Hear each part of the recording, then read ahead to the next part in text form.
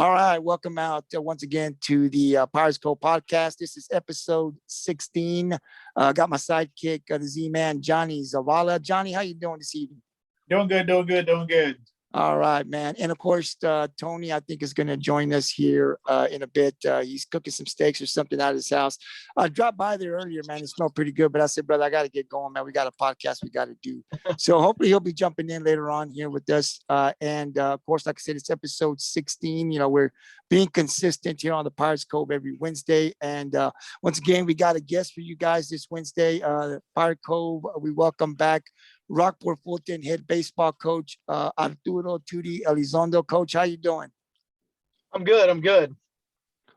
Hey, Coach, man, thanks for taking some time. I know you're out of town right now, man. I appreciate giving us a few minutes of your time to be able to talk. We wanted to, you and I had talked about, we wanted to close out the baseball season this year, the Pirate baseball season this year.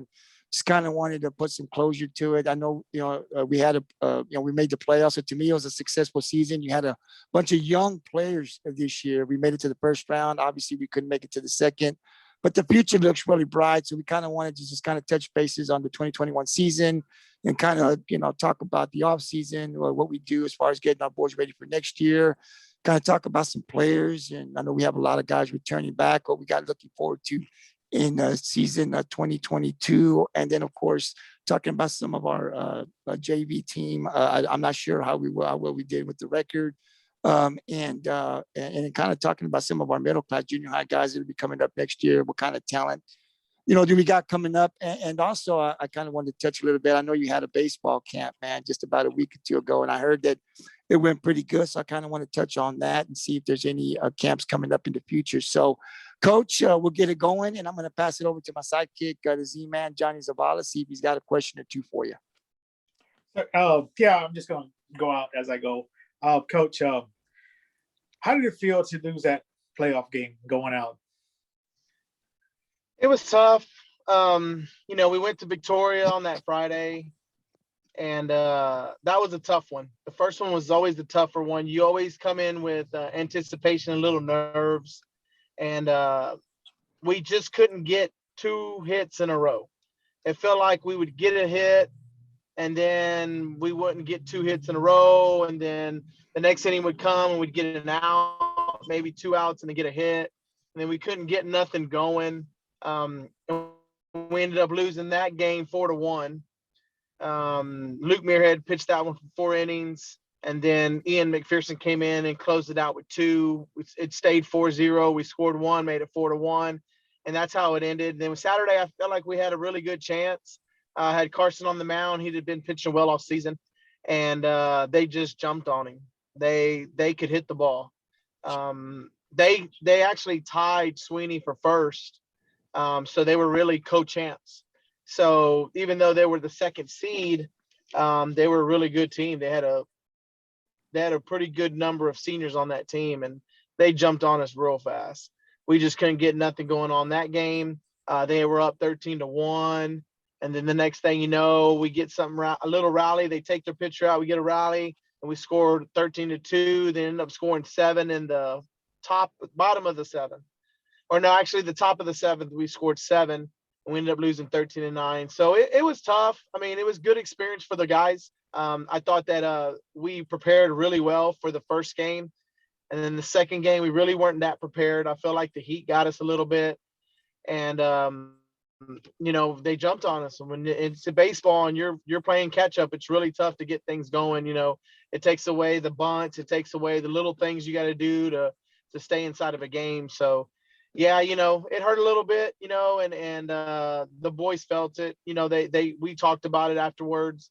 And just told them, that was a goal of ours to get into the playoffs. All the kids that are coming back, it was a goal to get forward, to move forward next year and to win a playoff round and to continue to go second, third round as far as we can go. So do you have a regular routine speech as far as telling the seniors getting together? No, usually what I like to do is I like to tell the seniors how much they contributed to the program and that they'll be greatly missed. I normally let my coaches go around the room and kind of tell the team, their experiences and how enjoyable it was to have a good season. And then I give it to the seniors. Normally my routine is I'll let the seniors tell the team what they want to tell them and how they want to be remembered. And then after that, normally I close it out with that we love them and that they're always welcome back to practice or to the field. Stop by, tell us how they're doing, and we're a call away from anything that they need. That's normally my normal routine when the season ends. So how many seniors are you losing? 2. I'm losing 2 out of 13 players. Wow. Nick Pena, he was my outfielder, and Sam Mays, who was my third baseman. Wow. That's a big group coming back. That's a huge Yeah, group. oh yeah. And it's Yes, that experience of what to get into those games and what to expect, and how big that game 2 is compared to that game 3. It's like it's a good experience for those kids. So they have a lot of ball coming up. What kind of I'll pass it on to you, Gabriel. Hey, Coach, I was at the game, right, at that second game that you were talking about. And that last inning, man, where we rallied. I mean, the boys fought. I mean, I don't know. I think we scored maybe 8 or 9 points in that inning. And so I'm looking and I'm thinking, oh, man, are we going to be able to win this game? I mean, we came real close to making a comeback.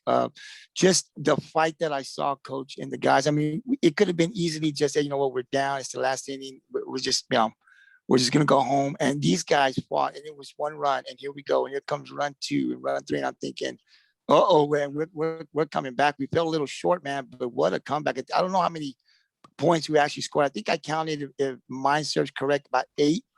We scored 8 runs in that last inning. Is that correct, Coach? Or do you know how many runs we scored? I think it was either 7 or 8 that inning. They just they played loose, and that's what I tried to tell them when we got back in after the game. I said, guys, the way you played that last inning, you were loose. You were in the rhythm. You were in the game. You weren't chasing pitches to the plate. You were nice and smooth. You went with the pitch wherever it was pitched. And that's what I was trying to tell them. I said, guys, you got to stay within the game, in the game. And so I think that was a big part of them having a little bit of success that last inning. And at the same time, it was a different pitch, a little bit of, they kept going, and that's all you ask for. You ask for some fight. You don't ever want your team to quit on you. You don't ever want your team to quit at all. And you gotta win and lose with grace. It's baseball. You're not gonna win every single game, and you got to be able to fight and battle. And until that last out, you just never know what can happen. Man, I'll tell you what, Coach, they definitely fought, man. It was enjoyable watching that game, and just that last inning, man. These guys were just, man, I was like, golly, man, this is gonna be awesome. We come back, and the fans just started like, whoa, here we come. It was just great to see. I kind of want to step back a little bit, Coach, but before I get into the season, man, I heard you had a baseball camp. And I heard it was a pretty successful camp. I heard there was a lot of kids out there. If you could just kind of talk a little bit about it. I was told that you've done this before. This wasn't the first year. It's the first year I heard about it. But just kind of talk a little bit about the camp and what we do and who's invited to this camp. So we had a futures camp. It's called Future Pirates Baseball Camp. 2 years ago we had it, and we kind of split it up into 2 different groups. Then last year we weren't able to have it because of COVID. And so this year we were able to have camp. So what we do is we have 1st grade through 5th grade come in the morning from 9 to 11:30. So they're 9 to 11. I'm sorry. 9 to 11, they're there. And we're doing nothing but skills with them. And then after they're done, the incoming 6th graders through incoming 9th graders have the same camp, but it's a little bit more advanced since they're the older kids. And they're from 11:30 to 1:30. And so basically what we did was break them up into 2 groups. The younger class, this year we had over 30 kids. We had about 32 young kids. And it's basic fundamental stuff, Monday, Tuesday, Wednesday, just teaching them ground balls, teaching them fundamentals. We go to the outfield drills. There's 6 or 7 stations and we teach them how to do those. So we just keep them busy. Normally the last day we let them have fun. We do a lot of competition things. And then with the older group, what we do is we do basically almost like a practice with them. We kind of teach them what we do. We work on outfield cutoffs. We work on ground balls. We work on different situations with those guys. And we had about 25 of those kids. So we had about 55 kids, almost 57 kids for the 4-day camp. And we were able to scrimmage with the older kids 2 days in a row, and it worked really well. I was able to get a former player that was at Texas State, Tucker Redden, who played for the Pirates my first year here, 2014, I believe. And he went on and had her at State and University of Houston. And so he was able to come and help us at the camp, and that was really enjoyable to see him out there interact with the older, tell them exactly what it takes to become a college for those incoming ninth graders that are about to be part of the program, and also those junior high kids that are about to be part of the program. So it was a really successful camp that we had. I always like to have my baseball camp early because kids are in the middle of, so it's easy to get them all there. They're about to start all-stars, so you kind of get them there just they're already in the rhythm of baseball. And so I don't like really doing it later in July because most of the kids in Rockport, they switch their brains over and it's football season as soon as 4th of July is over. And so what I like to do is have a little bit of baseball camp early in the summer. And I thought we had a really successful turnout. And unfortunately, some kids were like, Coach, I didn't know about it. And so next year we're going to promote it a little bit more, hopefully let you guys know as well. And then we can put it out there on some more social media, and that'd be awesome. So, yeah, hopefully next year we have about 70 kids. I would love that. Absolutely, Coach. In any way that we can help, man, let me know, and we'll definitely put it up on the Cove, man. I tell you, to me, it's a lot of people were talking about it. They'll tell me, you know about it? I said, I did not. And I called my son. I said, hey, man, Coach, he's got one going. And I think it's great. And definitely, people that will be seeing this podcast, Coach Elizondo will have it again next year. He'll let me know time, dates, or whatever. And we'll go ahead and post it right here on the Pirates Cove, and bring the kids out, man. It's a lot of fun. It's great. I hear that the kids learn a lot. So definitely we want as many kids to participate in this camp as possible, Coach. So any way that we can help out to get it out through social media, man, you can count on the Pirates Cove. Listen, Coach, I just kind of want to reflect a little bit on the 2021 season. I mean, I think we finished 17-11-1. We were 8-4 in district. Of course, we had Sinton in our district, that's a tough team. They're tough every year. I did see one game where we played them tough, man. We lost 1-0 in their place. Port Lavaca was also tough. They were second, I think, and then we were third. We can just kind of talk a little bit about the season, kind of reflect on the season that we had, and just making the playoffs for the first time and what that meant to our program. Yeah, I mean, the last time we had made playoffs is 2017, I believe. And we had stressed. I was here that year. I was the assistant to Coach Howe. And, we worked our butt off that year to make the playoffs. We had some tough teams and we had some tough games. And so not to be able to make the playoffs for 4 years. And then this year, with our chances were high. I thought we had a really good JV group coming up to the varsity. I only had 2 starters coming back, which was John Chupi and Carson Flores and Luke Muirhead. I'm sorry, 3 of them. And so those 3 kids had varsity experience from the short COVID year where we only played 12 games. And so coming into the season, I really felt like we were going to have some young kids step up into the plate and to their positions and really contribute. Having a junior high program really helps because you're able to see them play together and see what's coming up in the future. And so that group that was the freshman group, I really knew they could help and contribute to the program. And so right off the bat, we came in blazing. We had 13 total kids on varsity, and all 13 contributed as much as they could throughout the season. And we had some tough losses early after we started some tournaments, we had some tough losses in district, and then we got on a roll. We would win 3, 4, 5 in a row, and then we would run into Sinton and Port Lavaca, and then win another 3 or 4 in a row.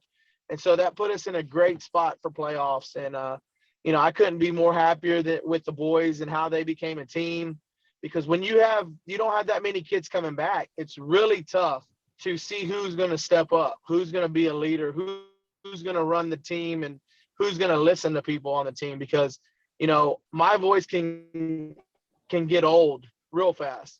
My assistant coaches can get old, their voices. So when you have a leader, which ended up being Sam Mays, and stepped up, and the kids understood that he was the senior who wanted to make playoffs, and he was the captain of the team. And I felt like the boys really responded to him, and we were able to have success, and put us in a situation where we were in third place seeding.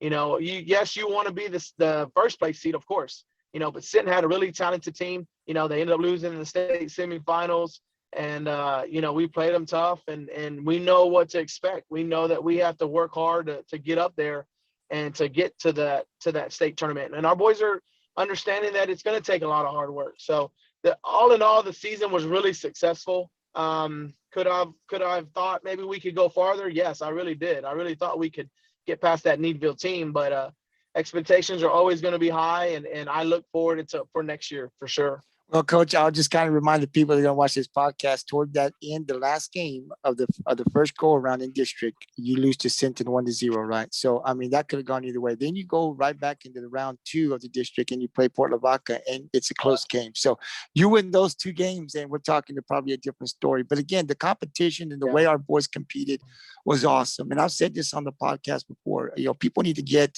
really excited about Rockport baseball, because it's a young team.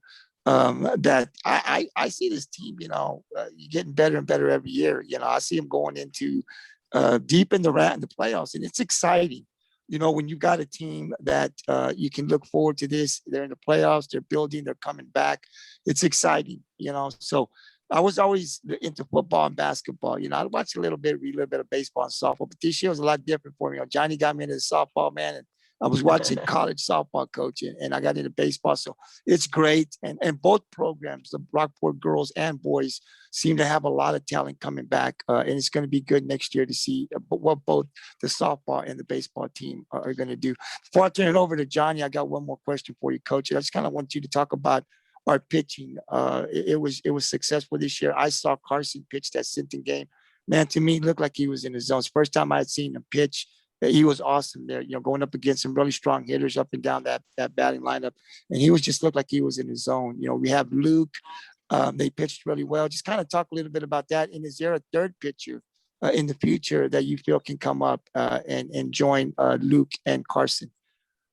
Oh, yeah. We had pitching. I think that's why we had so much success outside of district. I kind of kept a rotation where I knew which guys were going to have to pitch against certain teams, and they stepped up. We had our all district selections, and Luke and Carson were both selected first team pitchers in our district. And that means a lot. It was those two with 2 Sinton kids. So when you can share that spot, good spot always for them, and I feel like those 2 are going to be our number 1 and number 1 really next year that we run into and roll with that. You have Trent Upham, who will be a senior next year, and he'll be a contributor for sure from the left side as one of our pitchers, and so will Ian McPherson. Ian was the guy that when we knew if Luke got in a little trouble or if Carson got in some trouble, that we could throw Ian in there and be that middle reliever and get us 6 outs, without having to worry about him messing up or throwing a lot of balls. He had a 3-pitch combo that really helped us out, and you have those 4 guys, and you still have Cole Chapman, who's going to be a senior as well from the left side coming in to pitch as well. And then you still have the young kids. You have Javi Vela, you have Ace Seibert, and you have Isaiah Elizondo. So you have a good plethora of pitchers who can come in and throw strikes, and you're going to have to, when you get into the playoffs and you play a series, 1, 2, 3, you're going to need more than one arm a game, so that's exciting to see that the pitchers are all coming back. And we're very fortunate to have a lot of arms ready for next year. Yeah, sounds good. Johnny, I'll throw it over to you for some questions for Coach. You threw out some of the couple of the all districts in there. Do you know on top of your head what all district recognition you got, your people you had on your team? Oh yeah. Let's hear them.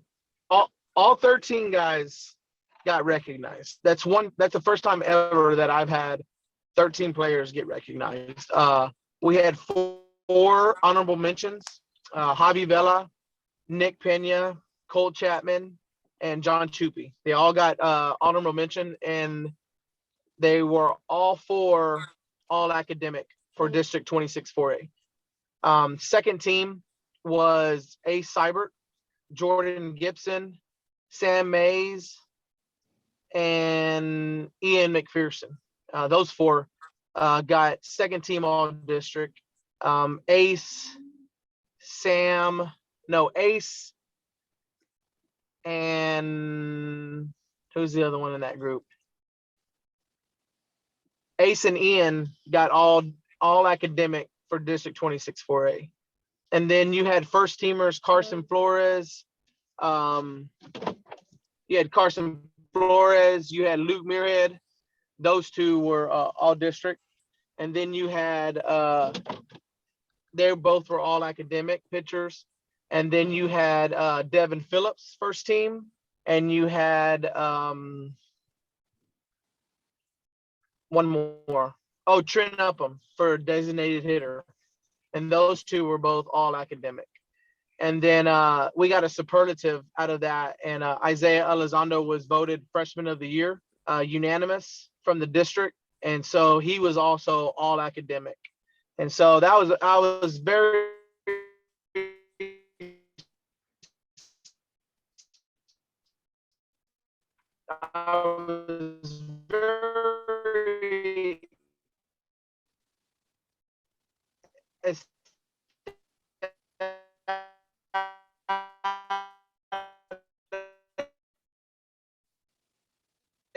and excited that all are recognized by the district spec from the coaches, when you can get recognitions knowing that other coaches respect you and your program. And so we were very fortunate to be able to get all 13 recognized this year. That is a great accomplishment over all the players get into that. And I like to hear that all academic district. I mean, it shows the dedication these kids have, not only on the field, but also off the field. I mean, these kids are, learn a lot, they're just great role models. These little kids see that, and they're going to look up to these kids. And, it's great to be great students in the classroom. I mean, it shows what Rockport has been doing, Same thing with the girls softball. They also had all academic all the way through the same team and stuff. So it's great that both ball sports like that, baseball, softball, came out like that. It just shows that, Rockport is not all about athletics. It's all in the classroom also. Yeah, when you find out that they're all academic, and you start seeing how many you have, I do a lot of the recruiting at our school, and I get their names out there, and I visit some college coaches, email me back, and they want to know their GPAs, they want to know what classes they're taking, they want to know where they're ranked, they want to know if they've taken their SAT and their ACT, because you go to these colleges and they're going to want you to do well in the classroom to represent their team on the field.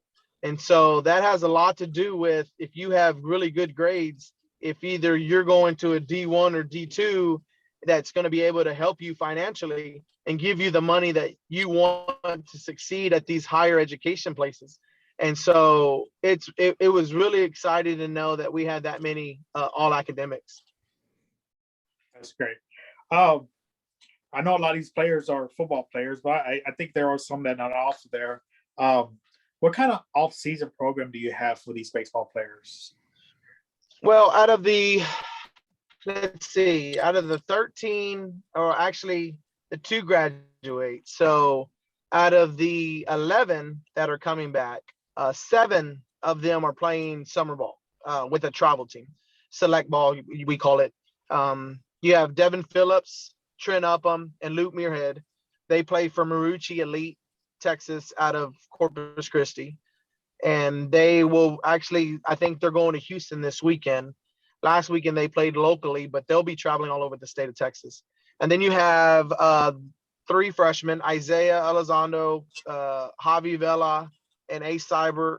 And then you have the senior to be, Carson Flores. They all play for the South Texas Sliders out of San Antonio area. And they will be playing on different organizations, different teams. I know that Ace just played in a big Dallas tournament, and now he's headed to Houston this weekend. So is Javi Vela, and Isaiah is traveling to College Station to play in a big tournament there. And so is Carson Flores. He is traveling, I want to say, to Austin. So they are busy. I know that every weekend they have a tournament until the end of July. So I know that the Slider guys play, I think, 6 tournaments this summer, and I want to say Marucci plays 6 as well. As soon as they're done with that, I think they have maybe 4 or 5 days off, and then they go right into football. As soon as that's over, usually the Portland community Parks and Rec there in Portland has a winter baseball league where you play 6 games Monday through Thursday, maybe doubleheaders against teams from the area, just to get the kids kind of back in the groove. And that usually ends at the end of January. So it's usually December, January. And so that's when I start getting the younger kids and the older kids to play there. And that's how I get them involved. I do know that we're trying to set something up. The local schools are trying to set up some double headers at local parks, and so we can play like Robstown, GP, TM, Ingleside once a week, just to get kids who don't do the travel ball to be able to play with their team and do some summer stuff. We're already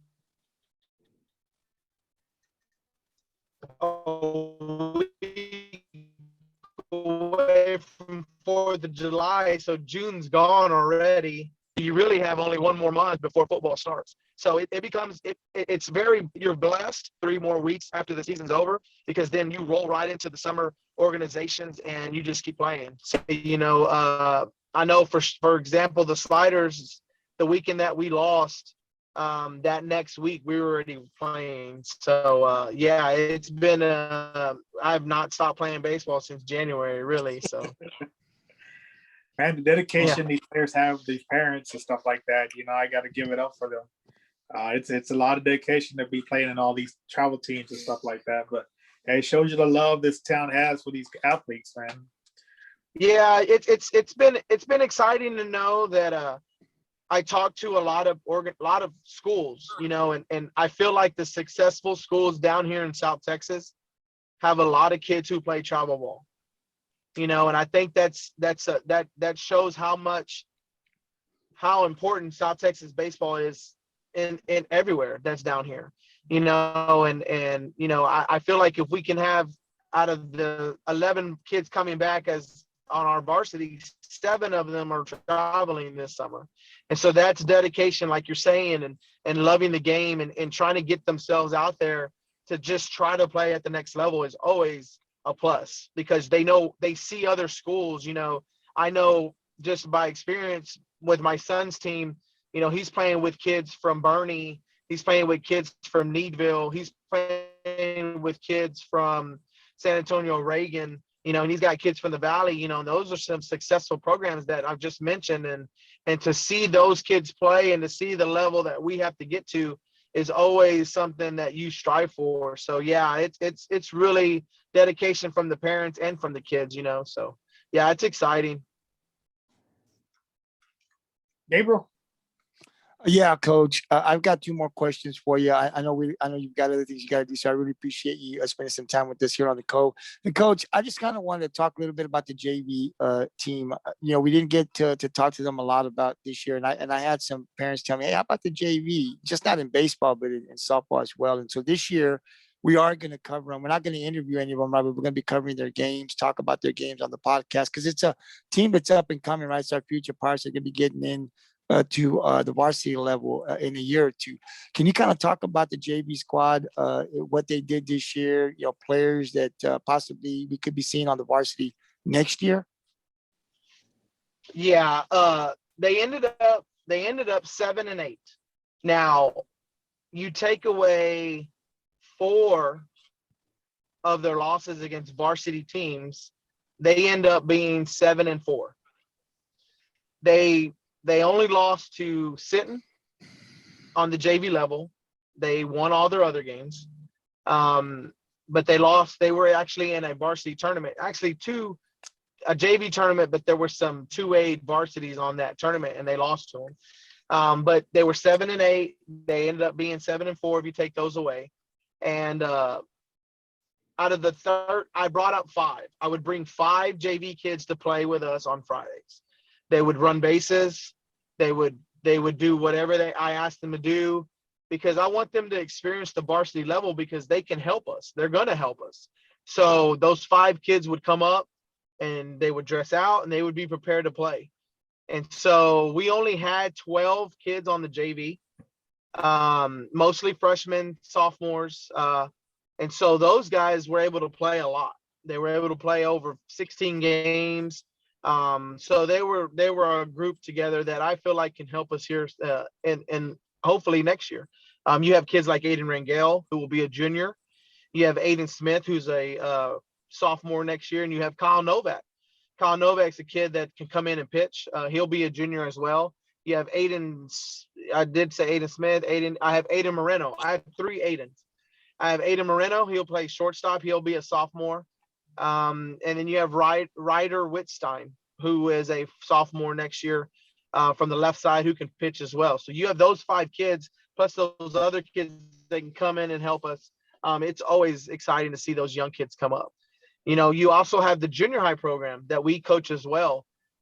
They usually practiced after we finished with varsity and JV, and the 8th graders ended up 4-1. We were not able to play any tournament due to COVID. So they were only able to play 5 games this year, and they ended up 4-1. Out of that 8th grade group, you got a good group of kids coming up. We kept 11 kids on that group. And I feel like they're going to be able to help us. One particular is Sean Howe. He'll be able to come in and help us with the pitching, plays outfield as well. I really think that he can contribute and hopefully get himself an opportunity to play on the varsity level. Then you have the 7th grade group who ended up 3-2. They played 5 games as well. And they actually lost to a 8th grade team, their first loss. So yeah, they're successful as well. You have a kid named Jackson Cowan, who's a middle infielder who can pitch. You also have a kid named Ty Self, who plays middle infield as well. And those 2 kids plus the other 9 kids that are on that 7th grade group are only going to get better. They're young, but they knew what we expected. They did everything we asked them to do, and it's exciting to see those kids come up and be part of the program, because once you establish yourself as I'm going to be really good at baseball, and you show us that you really like it, then the sky's the limit. You're going to get dedicated, and you're going to start finding some travel organizations that you want to get better at. And we like to see that kind of stuff. So yeah, our programs all in all are up and coming, and it's exciting to see. And that's why, Coach, we wanted to ask you these questions, right? So, the people that follow the Cove can see, what's coming, the returning players, what we got going on the JV level, coming up to varsity in a year or 2, and then of course our middle school, what's coming up, because, I got a lot of people, hey, man, you're gonna be talking about the JV, and I even have some people talk about junior high. I said, man, we're gonna get to it. We're gonna get to it slowly but surely. We'll get to it, and I think it's really important to talk about these underclassmen, JV freshmen in any sport, because they're going to be the future. You're going to be hearing about them. They're hopefully going to be interviewing with us when they get to varsity on the Cove. So it's exciting, and I just kind of wanted to talk a little bit about that, so that people that see this podcast can see what's going to be coming up in the next few years. And Coach, I got my last question for you, is just kind of talk a little bit about the upcoming 2022 season. What's the expectation for Rockport-Fulton baseball next year? Yeah, the expectations are going to be high. You know, we set a ground. 17 wins. Out of 29 games. It's good. It's a good number. You always reach for that number 20. 20 to me is you reach it, that means you're successful and you can keep going. The sky's the limit. Get to 25, get to 30. You get to 30 wins, you're rolling. You're third round, state semifinals if you can get up there. The sky's the limit. We're going to change some things up. I think we're going to go to some harder tournaments early in the season just because we're going to be a little bit older group of kids. I've already signed us up for the Victoria tournament, week 3. Just so if we, of course, our plan is to make the playoffs. And if we have to go back to Victoria to play, I'd love to be able to play at that stadium before we play the playoffs. So week 3 would be a tournament in Victoria, and we'll be able to play in Riverside, a couple of games there. And then, of course, we have our tournament. And then I'm planning on putting our team in the Cal Island tournament, and going and playing some guys here in the local area that are really good. And so that's our excitement coming up this year. And then we'll have about 4 or 5 non-district games where we're playing hopefully Alice again. After Alice, hopefully we can set some up with London, who just went to the state championship. And I like to play some teams like that and see how we roll from there, and that's my thing, with my boys is I'm gonna make them compete. We're not guaranteed anything next year. Last year was a success, but it's over. The season is over. We're 0-0 and 0-0 in district, and now it's time to roll. And let's see if we can go get that district championship and represent 26 4A in the playoffs, because that's always exciting. So you can get yourself on a t-shirt and put playoffs district 26 4A and state playoffs, and that's what you want. Absolutely, Coach. And like I said, I'm excited because what you saw this year and what's coming back for the next few years. And then we just talked about what's going on in junior high and our JV. It's exciting because you want to get there, right? But every year you want to be competitive. You want to be hitting the playoffs, and you want to see the improvement and getting better every year, which I think we will be. I don't think it's just in baseball and softball, but I think you're going to see that in football. I think you're going to see that in our volleyball squad. I think you're going to see that in our boys basketball, baseball, soccer. I mean, when I look back and I break these last couple of years of what we've done, just not in football or baseball, but in all our sports and what our girls are doing, and look what we did in track, and George and Mikey getting up to state. I mean, it's really looking good. I mean, we're doing a really good job in all sports with our girls soccer team, making the playoffs, our boys soccer team. I mean, it's just exciting to be a Green Pirate, right this time around. And when the school year ends and you come back to the next year, man, we here on the podcast, man, we talk about this every day. It's 24/7, Coach. I mean, we're next week we already want to start breaking down football. I mean, we're already talking. We're excited about what's going on in football, coming back, and just I know I'm excited, Coach, about just the 3 Valley teams that are coming. So I mean, we're excited. That's all we do on the podcast is talk sports 24/7. Whatever we can get ourselves, wherever we can get on here, we want to go ahead and break it down. So, man, it's exciting.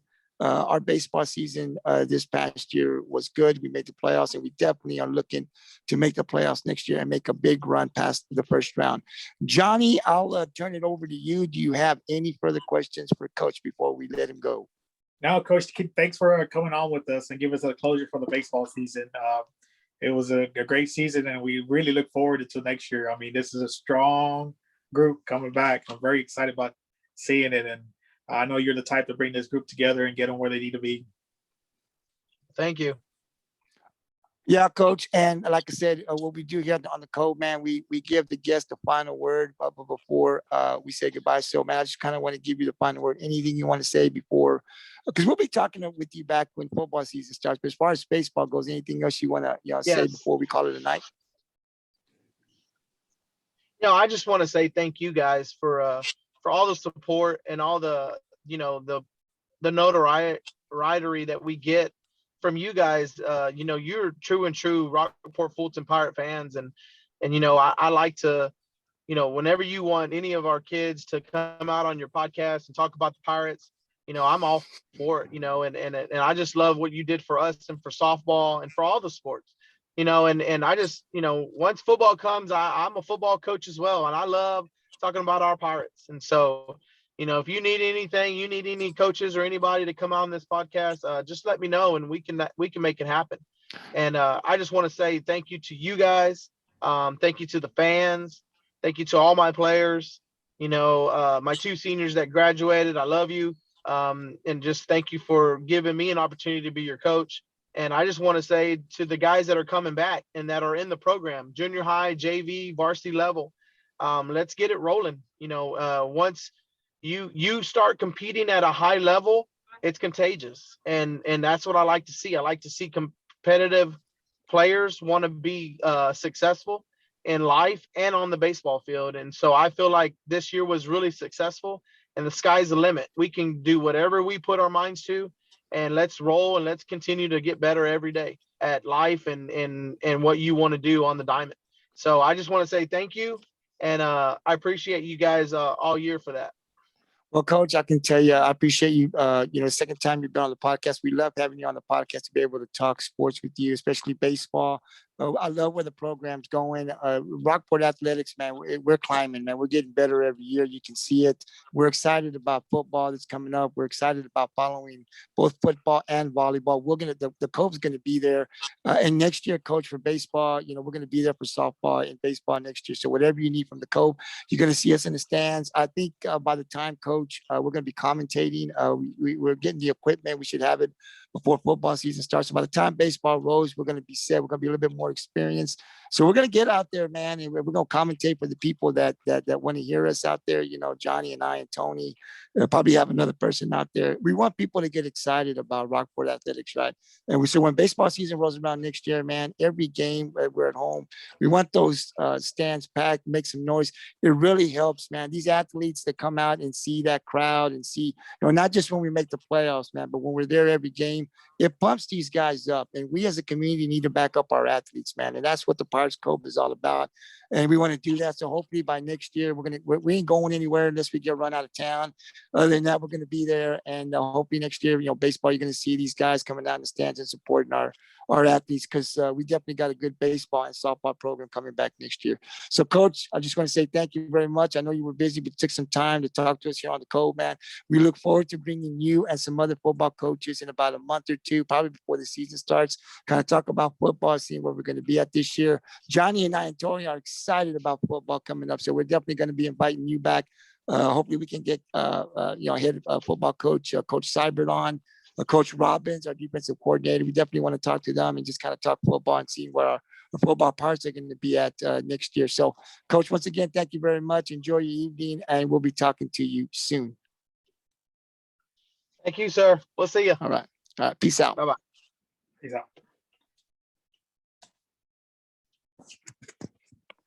out. Johnny?